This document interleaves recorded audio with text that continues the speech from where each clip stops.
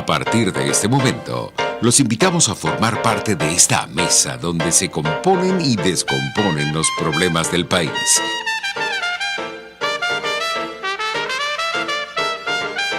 RCR presenta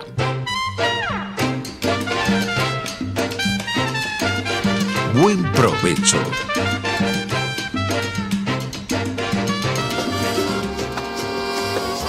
La voz de la diáspora en Buen Provecho, con el profesor Tomás Páez. Buenas tardes, querida audiencia global. Este programa, este nuevo encuentro llega a ustedes en la emisora pionera de la radiodifusión venezolana, Radio Caracas Radio, y es el programa pionero de la diáspora venezolana. Desde hace 4 años, cada semana nos encontramos con algún integrante de la diáspora en el mundo. Llega a ustedes este programa bajo la dirección general de la estación a cargo de Jaime Nestares, en la gerencia de producción Welit Sarcaya, en la producción Catherine Manzano nos acompaña el día de hoy, en los controles Gregorio González y en la conducción este servidor Tomás Páez. También pueden escucharnos y vernos a través de nuestra plataforma digital rcr.tv y en Periscope nos consiguen en RCR 750. Hoy tenemos varias cosas pendientes, además de nuestra invitada desde Alemania, una joven promesa, bueno, no solamente promesa, yo creo que ya es realidad, pero antes de pasar a conversar con Gabriela, me gustaría decir varias cosas de las que estamos trabajando. Uno, pronto estaremos informando de la suscripción a Radio Caracas Televisión, es decir, cómo impulsar esa emisora pionera de la televisión venezolana. Anunciar que el día sábado, el Día del Refugiado, se creó la coalición venezolana de organizaciones venezolanas en las Américas. Esa coalición Venezuela reúne a más de 63 organizaciones de la diáspora. Hay muchas más, pero en todo caso es un excelente inicio que hay que celebrarlo, hay que felicitarlo. Es un esfuerzo de la sociedad civil, de esas organizaciones que han venido trabajando a lo largo de los últimos años, organizando y respondiendo a los requerimientos, necesidades y urgencias de la diáspora venezolana. En 2018 algo similar se hizo en Frankfurt. Fue la primera reunión, el primer encuentro de organizaciones diaspóricas europeas, que creo que se podría revitalizar e ir pensando ya en una alianza global, en una coalición global, aceptando las diferencias y las realidades distintas de cada uno de los venezolanos en cada una de las ciudades y países, ¿no? Pues al final la diáspora se efectúa, se realiza, adquiere vida, es en ciudades y localidades. Esto está ocurriendo mientras Alex Saab sigue siendo noticia. Parece que tiene demasiada información, lo decía en estos días en una entrevista a una senadora colombiana. Tiene demasiada información de interés para Colombia y de interés para Venezuela y de interés para el mundo, porque se trata del despropósito del saqueo a los venezolanos con los alimentos, pobres alimentos que entregan en las cajas CLAP. Y el 20 se conmemoró el Día del Refugiado, de lo cual, tema del cual estaremos hablando hoy con nuestra invitada Gabriela Trompetero. Gabriela es traductora e intérprete formada en la Universidad Central de Venezuela. Se cayó el techo, es terrible y habrá que buscar fórmulas para apoyarlo. Ya Gabriela nos dirá en qué ha pensado ella. Es máster en estudios internacionales. Está realizando en este momento el doctorado en la Universidad de Bielefeld. Ha trabajado, ha estado en Colombia viendo la realidad de la diáspora venezolana en Colombia y es secretaria. Eso sí me lo va a tener que corregir ella porque es en alemán, es del Einheit for Venezuela, y entonces, bueno, ya me lo va a tener que decir, es secretaria de esa organización que viene haciendo un lindo trabajo en Alemania. Entonces, de verdad que, María Gabriela, 1.000.000 por este tiempo para conversar sobre varios temas. Y voy a comenzar por uno, que es, ¿cómo has visto tú la receptividad del mundo académico al tema venezolano, la diáspora? Tú que has estado en universidades, que has participado en congresos, ¿cómo ves esa reacción del mundo académico e intelectual europeo y latinoamericano al fenómeno venezolano? ¿Y qué se te ocurre que podríamos hacer allí? Bueno, primero que todo, muchas gracias por la invitación, querido Tomás. Para mí es un placer estar acá el día de hoy contigo, que tu trabajo fue uno de los primeros pilares para mi formación cuando empecé a investigar el tema de la migración venezolana. Con tu libro La voz de la diáspora, eres como un maestro para mí. Y bueno, un saludo también a la audiencia que nos está escuchando a nivel mundial, en Alemania, en Venezuela. Bueno, mi experiencia en la academia, puedo notar que hay un antes y un después, ha habido un avance.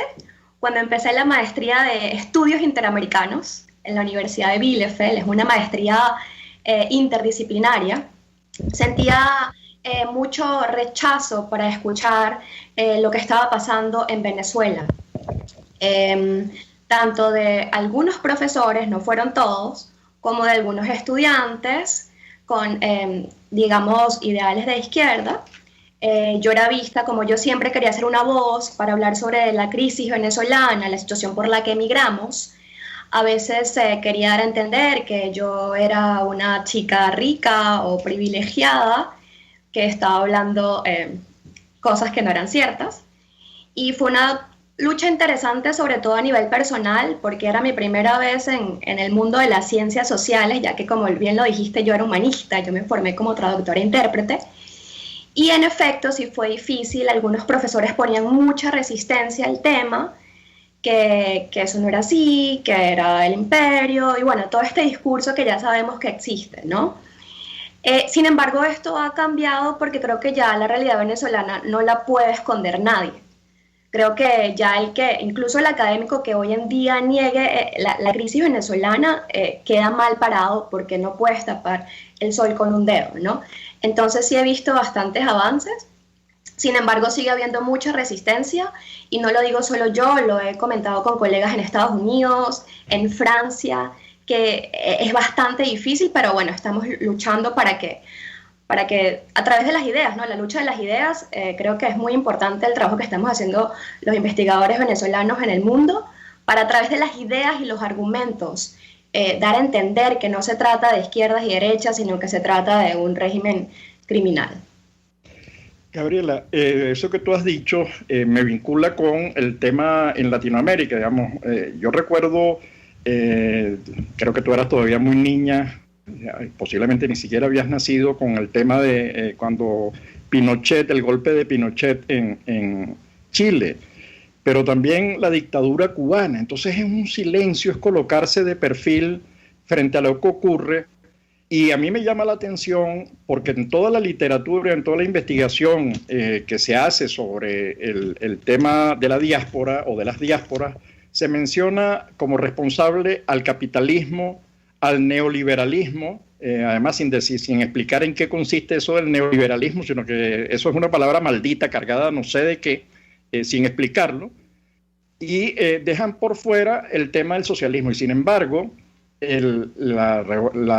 Cuba tiene el 20% de la población fuera, más de 2 millones de cubanos están fuera de la isla, los nicaragüenses están exportando para Costa Rica y Estados Unidos, Venezuela lo ha hecho, y previamente lo habían hecho los movimientos guerrilleros que quisieron imponer por la fuerza el modelo socialista, tanto en Colombia como en Perú, y también, por supuesto, en Nicaragua y El Salvador.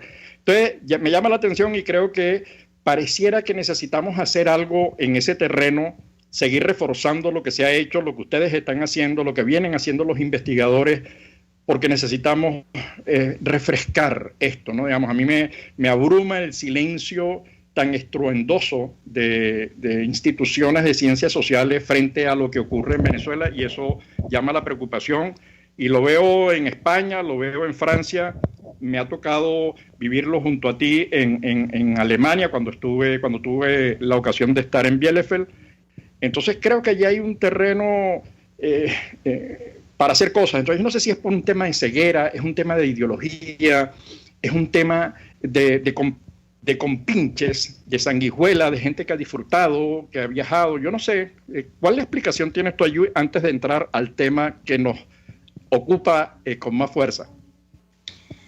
Mira, yo pienso que en muchos casos se trata de académicos que defienden el modelo y como todos sus trabajos quizás están basados en este modelo, les cuesta mucho renunciar a lo que han trabajado por tanto tiempo y les cuesta mucho separarse de estas dicotomías de izquierda y derecha. Yo pienso que el mundo hoy en día es mucho más complejo y no podemos seguir pensando en esta división del bloque soviético y el imperio estadounidense. Hoy en día hay muchísimas otras dinámicas que están jugando un factor y pienso que lamentablemente muchos de estos académicos están muy arraigados en esas divisiones antiguas que yo particularmente pienso que ya hoy no tienen más cabida y hay que repensar estos conceptos de izquierda, derecha. En mi opinión es eso, ¿no? Ya incluso algunos están diciendo que es que en Venezuela no hubo socialismo, que eso no es izquierda, para seguir defendiendo sus ideas, pero bueno, ya como te digo, no se puede tapar el sol con un dedo, está más que claro que sí hubo un proyecto con una base socialista, con una economía planificada, claro, con la dinámica de petrolera que hace el caso venezolano muy particular, pero sí podemos demostrar hoy, tanto empírica como teóricamente, que sí hubo bases del llamado socialismo del siglo XXI que no funcionaron y no van a funcionar. Y bueno, creo que nuestra labor es, a través de nuestros estudios, seguir una nueva generación, pienso. Con mis compañeros, realmente pienso que ellos ya también van entendiendo un poco, ¿no? Los que son de mi generación, aunque ellos defiendan una ideología o la otra, que yo no tengo problema, pero ellos sí están mucho más abiertos a entender y aprender de la crisis en Venezuela, de nosotros los venezolanos que la vivimos, tanto nosotros como nuestros familiares. Entonces pienso que es eso, desde mi perspectiva, es esa negarse a renunciar a esas categorías del pasado que hay que repensar. Gabriela, tú además de hacer estudio, haces trabajo. Tú has desarrollado un trabajo intenso, por un lado en Colombia, estuviste un tiempito allá, mientras estudiabas, entraste en contacto con la diáspora venezolana, con los problemas reales, pero también en Alemania lo haces, has vivido el tema del refugio de los venezolanos en Alemania, de los problemas. Entonces, además de lo que estás estudiando, cuéntanos lo que estás haciendo y desde dónde los estás haciendo, porque yo no pronuncié bien el nombre de la organización alemana, así que corrígeme, por favor. Sí, bueno, desde hace un año estoy trabajando con la organización Einheit für Venezuela, que significa Unidad por Venezuela, con el trabajo de su presidenta, que es Milsi Liebetzeit, Nora Estrada, Anne Strebe, Natalia Oliveiros, Nina Hoffle, Jessica González. Yo estoy en Bielefeld y todas estamos localizados en distintos puntos sobre todo, Renania del Norte-Westfalia, que se encuentra cerca de la frontera con Holanda. Y bueno, tenemos básicamente 3 ejes de trabajo principales. El primero, informar tanto a los residentes de Alemania como a los venezolanos sobre la crisis multicausal que vive el país actualmente, ¿no? La emergencia humanitaria compleja que vive el país. También hemos participado en distintos eventos en cooperación con la Fundación Friedrich Naumann, que es la fundación afín al FDP, el Partido Liberal, donde también hemos discutido diversos temas. Hace poco, por ejemplo, hubo un evento donde discutimos la crisis venezolana en medio del COVID-19 y bueno, el evento en el que tú participaste el año pasado, la diáspora venezolana, un activo para el desarrollo, donde en diferentes mesas de trabajo con miembros de la diáspora acá en Alemania, discutimos, planteamos ideas, acciones para poder en un futuro ayudar a la reconstrucción de Venezuela. Eso es una parte, ¿no? Esa información. Por otra parte está, por supuesto, el trabajo del lobby político con la coordinadora.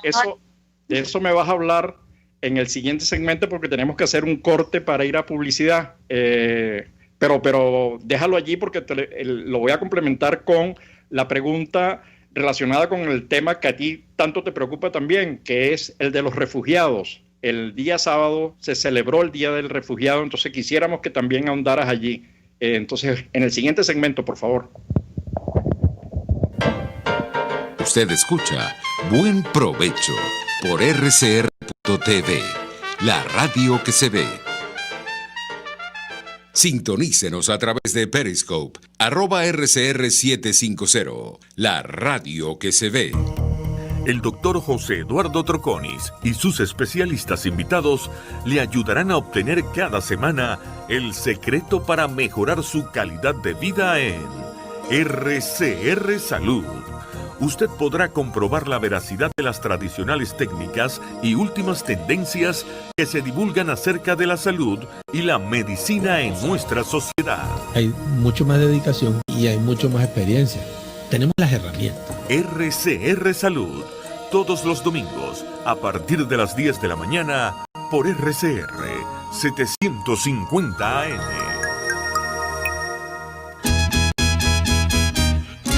Una ventana para las propuestas y denuncias de las comunidades populares de Venezuela.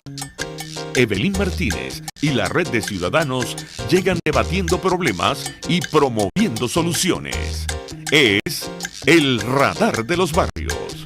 Por la autonomía de los movimientos sociales que no pueden ser complementos de partidos o gobiernos. El Radar de los Barrios, de lunes a viernes, a partir de las 10 de la mañana, por RCR 750 AM.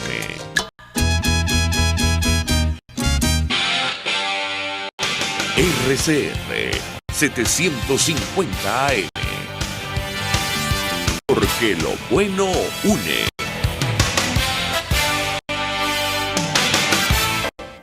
Los grandes temas se debaten en la mesa. Buen provecho por RCR.tv, la radio que se ve.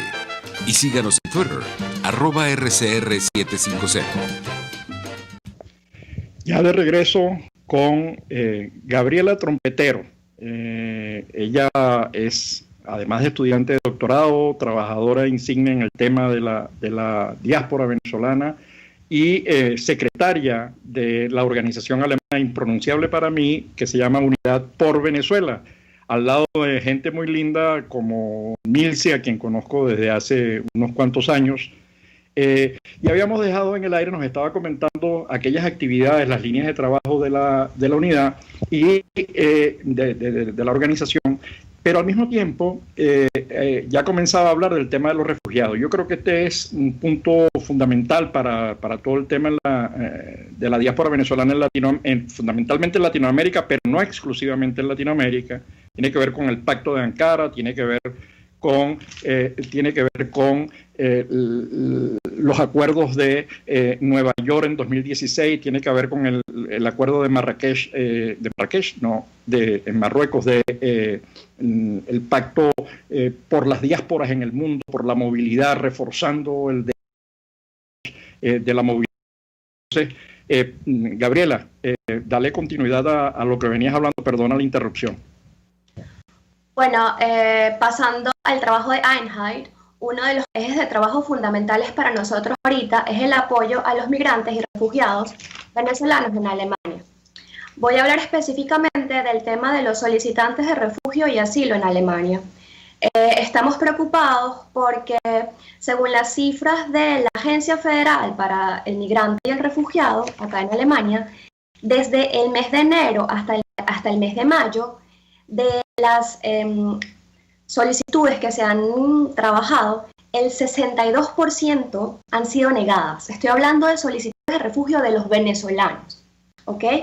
Es un tema bastante complicado porque a pesar de que ellos pueden apelar esta decisión, es una situación muy difícil que les causa mucho estrés, es una situación muy dura a nivel psicológico, muchos de ellos no hablan alemán y se encuentran en una situación bastante difícil. Llama la atención que hay muchas irregularidades en la toma de decisión.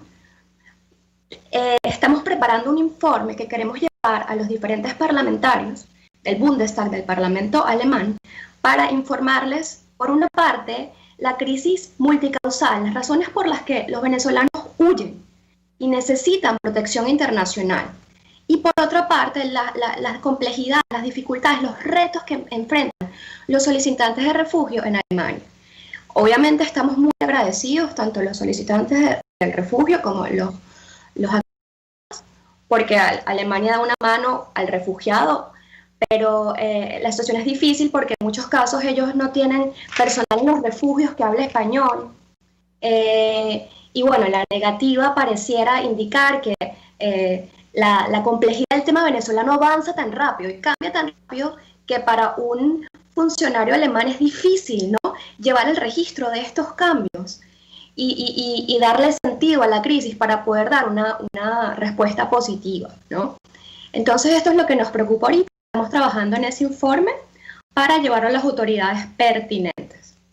Y bueno, también en el área de los migrantes, durante la pandemia realizamos una serie de talleres online donde le dimos a los migrantes clases de alemán. Es muy, muy importante para vivir y trabajar en Alemania, tener un nivel mínimo de alemán para tu inclusión laboral y social, y estamos dando una serie de cursos gratuitos en línea y otra serie de cursos como cómo conseguir trabajo en Alemania, los tipos de alimentos, para que nuestros venezolanos acá puedan integrarse poco a poco a este país. Porque suena extraño que haya rechazo, porque por otro lado hay una decisión en Alemania están haciendo un llamado a más de 1,5 millones, creo que es la cifra que han estipulado, de inmigrantes para trabajar en distintas áreas. Hay una disposición de los venezolanos a trabajar en todas esas áreas. Pero por otro lado también contrasta con, cuando decía el pacto de Ankara, que es el pacto entre Turquía y el fundamentalmente, para retener allí a 3.7, creo que es la cifra de migrantes sirios, un poco con el objetivo de que no ingresen a la Unión Europea, ¿no? Y cuesta un montón, eso cuesta 6.000 millones de euros, hasta donde entiendo. Y de hecho hay una amenaza de Turquía reciente sobre Europa que ha generado un conflicto en Grecia, diciéndole, bueno, si no aportan recursos porque que llegue un refugiado a Alemania o a Europa significa 1.500 euros de acuerdo a las cuentas que presentan los turcos o el gobierno turco, mientras que para el gobierno de Turquía cada migrante sirio significa algo así como 35 euros, de acuerdo a la cifra, no recuerdo bien los números. No podría estar operando el rechazo al refugio debido al tema financiero que eso podría implicar. Mira, yo no consideraría eso hasta el momento como un factor, porque recuerda que en comparación a los sirios, en Alemania ya es difícil para un venezolano llegar a Alemania, no somos tantos, ¿no? El número ha subido, es significativo, yo estaba sacando las cuentas y ya somos el país número 19 de unos 140 solicitando refugio, lo que me parece bastante interesante en Alemania, ¿no? Que queda tan lejos, ¿no? Llegar acá es muy difícil para un venezolano que está huyendo. Yo pienso que el problema es que como la crisis venezolana es tan compleja, y te lo digo, ya avanza tan rápido, y el caso se decide de manera individual y lo decide un funcionario que tiene que realizar un proceso de investigación. Mira, te explico un caso. Uno de nuestros estudiantil, él fue amenazado en el 2018 por el SEBIN, y en el 2017, perdón, y en el 2019 por las FAES. En la lógica del funcionario no tiene sentido que dos grupos diferentes relacionados al gobierno lo hayan amenazado en distintos momentos, ¿no? Eso por una parte. También él, por ejemplo, era el líder de ese grupo estudiantil, pero amigos de él que también pidieron el refugio, que estaban un poco más abajo de él, no eran tan libres, ¿no? Su imagen no estaba tan expuesta, sí les aprobaron. Entonces, es eso, es que es una decisión individual que depende de la toma de decisión de cada funcionario. Y es donde nosotros queremos llegar a ver cuál es el problema, porque las fuentes están. Tú te metes hoy en día en Google, googleas, y hay muchas fuentes certificadas sobre lo que está pasando en Venezuela, pero es eso, avanza muy rápido la crisis, y para las lógicas alemanas quizás es un poco difícil de entender. Y por eso estamos trabajando en este informe para ir a las autoridades a buscarle solución a este problema, porque sabemos que la mayoría de estas personas tiene derecho a la protección internacional de un país donde sus derechos humanos son violados, Y en Alemania hay cuatro protecciones, ¿no? 4 figuras de protección. Y si bien la del asilo y la del refugio están directamente relacionados con la persecución, también está una figura llamada prohibición de la deportación, donde se estipula que si tú regresas a tu país y tu vida está en riesgo por situaciones muy individuales, se te puede dar esta protección por al menos un año. Entonces, con esa figura se pudiese jugar que no es necesariamente la persecución bien más estricta de la Convención de Ginebra de 1951 y del Protocolo de 1967. Entonces esto te da un poco de flexibilidad y es eso, queremos ver cómo los funcionarios pueden estar como más al día con los avances de la crisis venezolana. Claro, pero la crisis venezolana y la diáspora venezolana sufren carne propia incluso cuando intenta retornar al país. Ahora, de acuerdo a Migración Colombia, que es un organismo serio, han regresado 70.000 personas y están en cola creo que 20.000 personas más, 24.000 personas más, de acuerdo al informe de Migración Colombia. Y Venezuela ha generado un tapón impresionante, está impidiendo el retorno de los venezolanos a su país, incumpliendo, además de manera grosera, el acuerdo humano, la norma global de movilidad de 1948.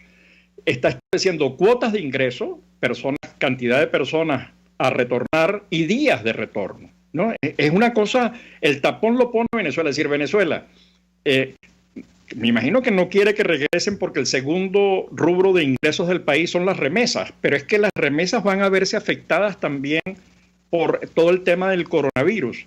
Entonces esto plantea la gestión del refugio y Latinoamérica, y tú lo conoces bien porque has trabajado, tu tesis de maestría fue sobre el tema de la diáspora en Colombia. ¿Qué significa toda esta discusión sobre el refugio en un contexto del coronavirus, ¿no? Porque el coronavirus significa no solamente la pandemia biológica, sino también la pandemia económica y social que genera.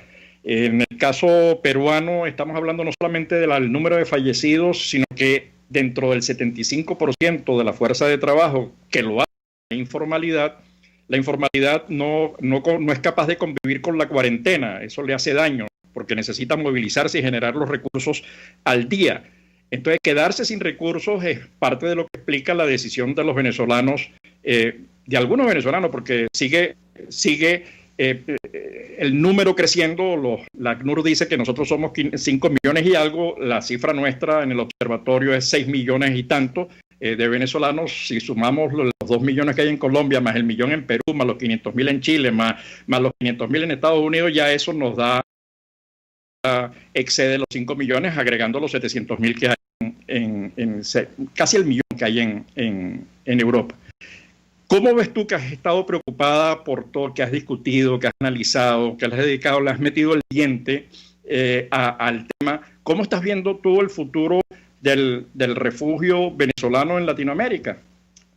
Porque estás viviendo el alemán, ¿cómo estás viviendo el latinoamericano? Bueno, justamente ese es mi tema del doctorado, ¿no? Las consecuencias de clasificar a las personas móviles, ¿no? Al movimiento, al fenómeno de la movilidad humana, a sus personas, de una manera o de la otra, ¿no? Se han hecho muchos estudios en Europa, en Estados Unidos, lamentablemente no en Latinoamérica, sobre cómo a veces metemos en estas cajas, en estos contenedores a unas personas y a otras no, ¿no? Porque a veces es muy difícil, ¿no?, de saber cómo yo pongo el límite de que es un migrante forzado o que es un refugiado.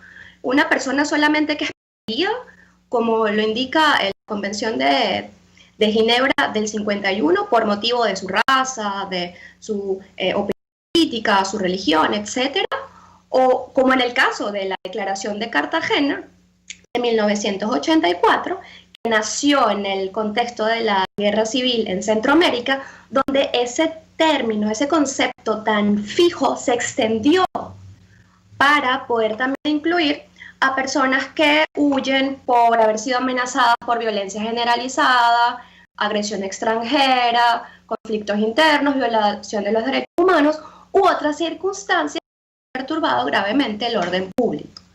Entonces, claro, en el contexto venezolano, ya en el 2018, la ACNUR empieza a proponer, a recomendar, igual que la Asociación de Estados Americanos, a reconocer a los venezolanos como refugiados a través de la figura de la prima facie. La prima facie es que en vez de realizar el debido procedimiento de otorgarle refugio o no a las personas individualmente, se hace de forma grupal para agilizar estos procesos burocráticos que son muy difíciles, más en el contexto de países como Colombia, donde no estaba esta experiencia de la administración migratoria, digamos.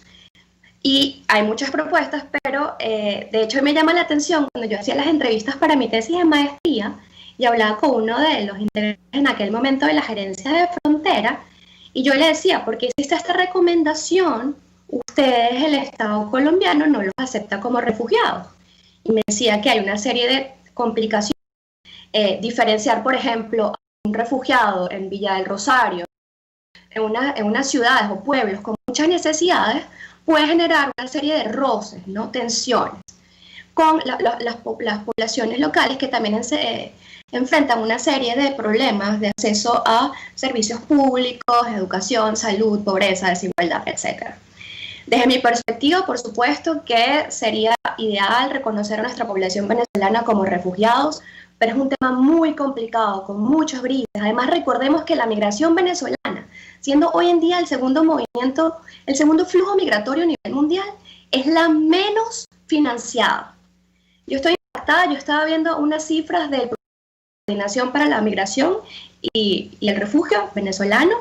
Estamos hablando de que solamente tienen hasta este momento un 16% de los recursos que necesitan. Entonces, es difícil para estos estados. Yo de verdad hay que agradecerle a Colombia porque ha tenido una política muy abierta, pero hay una falta de recursos, una falta de institucionalidad para reconocer a todas estas personas como refugiados. Entonces, es una situación compleja. Y ahora, como seguro lo viste, la ACNUR saca el último reporte de tendencias globales, donde por primera vez a los venezolanos nos incluyen en ese top 5 de los países con mayor flujo, ¿no?, de emigrantes o desplazados. Antes no nos colocaban allí, aunque ya desde hace unos 2 años somos el segundo país, pero ahora nos incluyen, pero con una nueva etiqueta, una nueva categoría, que es la del desplazado internacional, que hay que analizar qué consecuencias, qué impacto va a tener esta nueva categoría, porque hasta ahora lamentablemente, y esto lo vemos en el caso del COVID, ¿no? El COVID justamente saca a flote las vulnerabilidades de la población irregular venezolana. Por ejemplo, en el caso colombiano, el 90% se dedica al trabajo informal. Y bueno, a lo que se dan las cuarentenas y no poder tener su ingreso, se vieron obligados algunos a retornar. Solamente el 3% ha retornado, ¿no?, de ese 1.800.000 en Colombia. Entonces, mira, es un tema complejo. Por eso, de hecho, justamente el tema que estoy estudiando, porque tiene muchas aristas, y claro, sería genial, sería lo ideal, que todos son refugiados, pero no es tan fácil. Y pienso que es un tema con mucho potencial. Bueno, yo creo que estás tocando el centro, el corazón, la médula del asunto, ¿no? Es decir, ¿qué hacer con estos millones de venezolanos que pueden ser considerados refugiados? Yo creo que ahí hay una máxima: todo migrante es un refugiado, o todo refugiado es un migrante, pero no todo migrante es un refugiado. Entonces allí tenemos tipos de migración. En Colombia hay todo aquel segmento petrolero que creció a principios de siglo. Luego tenemos gente vinculada a la docencia, a la investigación en universidades desde hace ya un buen rato. Tenemos a los retornados colombianos en Barranquilla, Cali, etcétera, ¿no? Pero en todo caso, yo creo que no solamente en recursos, sino o en recursos. Hay un trabajo que están haciendo unos muchachos que espero tenerlos pronto cuando lo terminen el estudio, proponiendo medidas alternas. Es decir, por ejemplo, los programas que se están desarrollando desde y con Colombia o con Perú o con Argentina de poblamiento de ciudades vacías. ¿no? Digamos que hay opciones alternas que no solamente pasan por los recursos económicos que hay que destinar, que además va a agravar la situación porque tenemos los efectos colaterales del coronavirus. Estamos hablando de que hay países en los que la caída del Producto Interno Bruto, como en España, se está estimando en 15%, y la pelea por los recursos va a ser enorme. Entonces yo creo que hay que meterle algo de creatividad a este asunto. Es verdad que comparativamente con la Rohingya, yo no sé cómo pronunciarla, la migración que recibe algo así como 800 euros per cápita, o la migración siria que está calculada en 1.500, aunque los turcos por cada migrante sirio 35 euros. O la venezolana, que ha recibido relativamente poco, este acuerdo del 26 de mayo que coloca una cierta cantidad de recursos para los países y poder atender no solamente a la diáspora, sino también los requerimientos de los países. Estamos hablando en el caso de Colombia, que es el que tiene el 30% de la diáspora venezolana, números más, números menos, tiene 7 millones de desplazados internos. Eso son cifras mayores, ¿no? Es decir, tienes unos problemas tras de 5 décadas de conflicto, desde todos los grupos, ¿no? De la izquierda marxista, pasando por la droga, pasando por todos los grupos que han confrontado y que siguen confrontando y que siguen peleando en Colombia. Entonces, creo que allí hay que aguzar la mente, hay que ver qué medidas alternas, qué formas creativas encontramos para articular y poder integrar. Yo creo que en el caso, y no sé qué piensas tú, me gustaría conocer tu opinión, ¿qué piensas tú de lo que ha hecho Latinoamérica con la diáspora venezolana? Sí, ¿cómo ves la relación? Pero eso me lo vas a responder. Se me acaba de pasar, hemos estado sabroso conversando, se me acaba de pasar este segmento, entonces ya al regreso, ¿ok? Usted escucha Buen Provecho por RCR.tv, la radio que se ve. Puedes seguirnos en nuestras redes sociales. En Twitter, @RCR750, la radio que se ve. En Small Shop queremos que te sientas feliz y a gusto a la hora de hacer tus recetas favoritas. En Small Shop tenemos todo: coberturas de chocolate, margarina, neva azúcar, harina, cacao, azúcar y mucho más. Small Shop tiene para ti cortadores de tortas, torteras desmontables, bomboneras, bases giratorias y todo lo que un repostero necesita en tiempos modernos. Además podrás conseguir las chucherías importadas más ricas. Es Small Shop. Te esperamos en Chacao, en la avenida Cecilio Acosta. Small Shop, la casa perfecta de la repostería. Con envíos a nivel nacional, síguenos en Instagram en @smallshopca.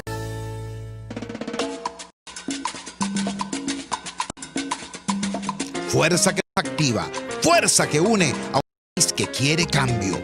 Mi nombre es Hugo Torrealba y estoy contigo desde las 5:30 de la mañana para que te enteres de todo lo que acontece dentro y fuera de un país en crisis, un país que quiere cambio y libertad. Unidad, la fuerza es la unión, de lunes a viernes desde las 5:30 de la mañana con Chuo Torrealba, solo por RCR, porque lo bueno une. Ellos sí que no saben nada. Y así nos va, el espacio donde se tocan los temas más candentes de interés político y nacional. Y así nos va. Este programa, la picardía y el humor inteligente son protagonistas. Pura cabilla. Lara y Hernández descosen y revelan los secretos más oscuros del acontecer político. Y así nos va, de lunes a viernes a las 4 de la tarde, por RCR 750 AM. A mitad de tarde, disfrute de una amena tertulia, acompañada del análisis preciso de nacional e internacional. La Linterna, con Diego Bautista Urbaneja. Relájese al son de buena música, participe y forme parte de este espacio. La Linterna, de lunes a viernes, a partir de las 2 de la tarde, por RCR 750 AM. RCR 750 AM. Lo bueno une. Los grandes temas se debaten en la mesa. Buen provecho por rcr.tv, la radio que se ve. Y síganos en Twitter, @rcr750. Bueno, de regreso, se nos está pasando el tiempo rapidísimo con Gabriela Trompetero, que además es secretaria de Unión por Venezuela en Alemania, Einheit for Venezuela. Secretaria, trabaja, estudia, está haciendo el doctorado, ya hizo la maestría, estuvo en Colombia, tiene información de primera mano, está trabajando con los refugiados en Alemania también.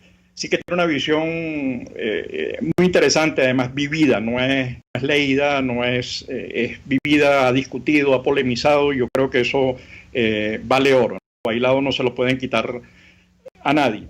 Entonces estábamos hablando del tema de los refugiados y le había dejado una pregunta en el aire. ¿Cómo ve Gabriela la reacción de Latinoamérica, por eso cuando yo intento compararla con Europa, frente a la diáspora venezolana?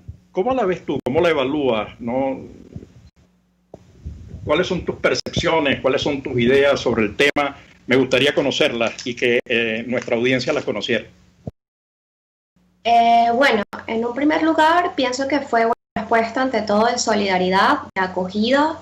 Lo vimos en Colombia, lo vimos en Perú, lo vimos con todos estos indicios del Grupo de Lima, ¿no? Para llegar a acuerdos, a una cooperación regional. Pero a lo que fue pasando el tiempo, sí, no sé si es porque no se llegó a acuerdos o también por el problema financiero. Algo sucede, y claro, esto va en relación drástico del ¿no? Para mí como investigadora es un gran reto, porque yo cada vez que escribo un artículo, cada vez que escribo un texto, algo para mi trabajo, yo tengo que estar constantemente actualizando las cifras, que de hecho ahorita estoy esperando que me publiquen unos textos, que ya cuando los publiquen esas cifras ya son otras, ¿no? Entonces, en este contexto de que recordemos que es un fenómeno único, es un fenómeno sui generis, de que tanta gente sale tan rápido de un país, ¿no? A pie, en bus. Entonces, sí, en primera instancia fue una respuesta de solidaridad con la que como venezolana, inmigrante, estoy más que agradecida, pero luego empezamos a ver mecanismos de cierre, ¿no? Empezó Chile pidiéndonos la visa, luego empezó Ecuador, luego Perú, ¿no? Y cuando esto pasa, yo me preocupé mucho, sobre todo por Colombia, porque Colombia entonces está recibiendo todo este flujo, bueno, Brasil, pero Brasil es un poco más complicado el paso, porque tenemos ahí temas geográficos, temas de idioma. Entonces yo sentí en ese momento que básicamente dejaron sola a Colombia, como, bueno, agarre a sus migrantes venezolanos porque nosotros vamos a poner restricciones. A mí en su momento esa medida me disgustó mucho. Yo pienso que ha habido un problema con la cooperación regional. Yo recuerdo que habían ideas muy interesantes, por ejemplo, que se le dé al venezolano cuando entra a Colombia un documento, porque como sabemos los venezolanos tenemos un problema de identificación gravísimo, es un problema para nosotros tener pasaporte, sacar la cédula. Entonces había una idea muy interesante que creo que se salió de Argentina, de crear este documento que no se pudiese desplazar por toda la región sin ningún problema. Entonces lamentablemente todos esos esfuerzos se quedaron en el papel y no sé, veo a cada país trabajando por su cuenta en este momento, lo que me preocupa mucho, porque este tema sin cooperación internacional, bien sea regional, incluso global, porque también veo que como que la comunidad internacional no termina de entender, ¿vale? ¿Cómo tú vas a seguir diciendo que es que en Venezuela se están reduciendo los canales de la democracia? O sea, en Venezuela hay una dictadura. Y yo con preocupación que todavía la comunidad internacional no termina de las cosas como son. Y bueno, básicamente es eso, ¿no? Yo veo, por supuesto, agradecida con, sobre todo la sociedad civil en Perú, en Ecuador, en Chile, ¿no? Los esfuerzos que se han dado para atender a la migración venezolana, de verdad han sido muy grandes, ¿no? Y hay que reconocerlo, pero a nivel de cooperación regional estamos fallando y hay que ver qué pasa. Yo te escucho, Gabriela, y me quedo pensando en opciones. Es verdad que van a necesitar el concurso global. Esto no se puede resolver país a país y menos después del coronavirus. La solución al tema del impacto económico y social que ha generado el coronavirus tiene que ser global, no hay posibilidad de hacerlo de otra manera. Por mucho que los países destinen recursos para salvar empresas, atender a los desempleados, etc. Pero, oyéndote, yo digo, pero ¿es de recursos o es de enfoque? Porque yo creo que esta crisis es una tremenda oportunidad para impulsar el proceso de integración. La diáspora no es el problema, es parte de la solución. La diáspora ha puesto a crecer a Colombia, la diáspora ha puesto a crecer a Perú, la diáspora ha puesto a crecer a Chile. Y yo creo que pudiéramos hacerlo más y mejor si pudiéramos utilizar los recursos de la mejor manera. Cuando tú ves un médico venezolano lavando carros en Bogotá, tú dices, oye, este médico a lo mejor en Barranquilla o en una zona alejada de Cali podría perfectamente ejercer, a solución de cualquier problema de salud, y eso es posible para el país de acogida, la ciudad de acogida, para el migrante y por supuesto para Venezuela, que va a seguir recibiendo familiares y amigos las remesas. Y eso mismo están haciendo los médicos en Estados Unidos. El déficit de médicos en Estados Unidos es 93.000 médicos. Y tenemos un montón de médicos venezolanos con experiencia que se han formado incluso en universidades norteamericanas, pero que no pueden ejercer y que estarían dispuestos a hacerlo en la Conchinchina para resolver los problemas de salud de la... Entonces, ¿es recursos o es enfoque o es ambas cosas? Pienso que siguen siendo ambas cosas. Muy interesante la idea que tú has de ver a la diáspora venezolana como una oportunidad. Y de hecho ese ha sido el enfoque de Colombia. Yo de verdad cuando fui a Colombia por primera vez quedé fascinada. Trabajé con la gente y trabajo con el Observatorio de Venezuela de la Universidad del Rosario, con Ronald, María Clara. Ellos están muy abiertos a trabajar, ellos trabajan con el gobierno, con la Fundación Konrad Adenauer, con la sociedad civil, o sea, y también parte de los voceros del gobierno, Felipe Muñoz, el nuevo director de Migración. Se ve la disposición a trabajar en cooperación con ACNUR, con la Organización Internacional de las Migraciones. O sea, se ve el interés de ver este flujo migratorio como una oportunidad, porque al final de cuentas es eso, o sea, tienes gente con mucho potencial. También tu cultura se va a enriquecer, tu sociedad, desde cualquier punto de vista, las migraciones son eso, enriquecedoras. Pero no es tan fácil. Vemos el punto, por ejemplo, Duque propuso una propuesta ahorita dentro de la crisis del COVID de que los venezolanos pudiesen trabajar, ¿no? Los médicos venezolanos. Y lamentablemente hubo resistencia por parte del gremio de médicos en Colombia. Entonces pienso que es un trabajo de hormiguita donde tiene que participar la sociedad civil, el gobierno, las alcaldías. En el caso colombiano, recordemos que es un país muy regionalizado. Una cosa es Bogotá, otra cosa es el norte de Santander. Trabajar en conjunto, articular el trabajo regional, el trabajo a nivel del gobierno nacional, los académicos, para que la gente poco a poco vaya entendiendo esa ganancia que tiene la migración y que los diferentes actores involucrados se abran más a entender esto, que un médico venezolano también puede perfectamente colaborar con el avance de los países de acogida, por ejemplo. Ahora acabas de señalar el tema ciudades. Yo creo que eso es fundamental. La migración no se produce en países. La gente no llega a Colombia, la gente llega a Cúcuta, Barranquilla, a Riohacha, a Medellín.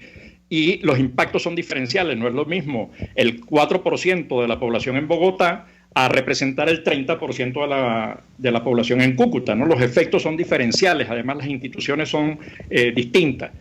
Pero hemos hablado de lo que tiene que hacer Colombia, lo que hay que hacer a nivel internacional. ¿Y Venezuela? Pero esa pregunta la vas a ir respondiendo para la tesis, porque estamos cerrando el programa. Te queda un minuto para cerrar, Gabriela. Pero es que a mí me llama la atención porque nosotros le decimos Colombia, Perú, Ecuador, tal. Y Venezuela, las organizaciones privadas en Venezuela, los gremios profesionales, tienen datos de la gente que está afuera, están haciendo inversiones, están pensando en hacer acuerdos bilaterales en distintas áreas, están cómo aprovechar esa diáspora para crecer mercado, para informarse de requerimientos. Digamos, estamos aprovechándola.